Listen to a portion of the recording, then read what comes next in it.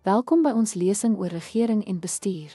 Vandag sal ons die aard van wetgewers en hul deurslaggewende rol in demokratiese stelsels ondersoek. Wetgewers is noodsaaklik vir wet te maak, verteenwoordig burgers en toesig hou oor die uitvoerende gesag. Hulle vorm die ruggraat van demokratiese regering. Wetgewers verrig verskeie sleutelfunksies: wetgewing, verteenwoordiging, toesig en begrotingsgoedkeuring. Elke funksie verseker dat die regering effektief en deursigtig funksioneer. Wetgewers kan eenkamerstelsel wees met 'n enkele kamer of tweekamerstelsel met 2 kamers.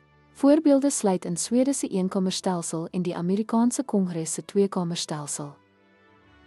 Daar is 2 hooftipes wetgewers: parlementêr, waar die uitvoerende gesag deel van die wetgewer is, en presidensieel, waar die uitvoerende gesag apart is. Elke tipe bied verskillende kontroles en teenwigte. Die wetgewende proses behels verskeie stappe: wetsontwerpinleiding, komitee-oorsig, debat en stemming en uitvoerende instemming. Elke stap is van kritieke belang vir deeglike wetgewing. Wetgewers in die gesig staar uitdagings soos partydigheid, die invloed van lobbyiste en verteenwoordigingskwessies. Hierdie uitdagings kan hul doeltreffendheid en billikheid beïnvloed.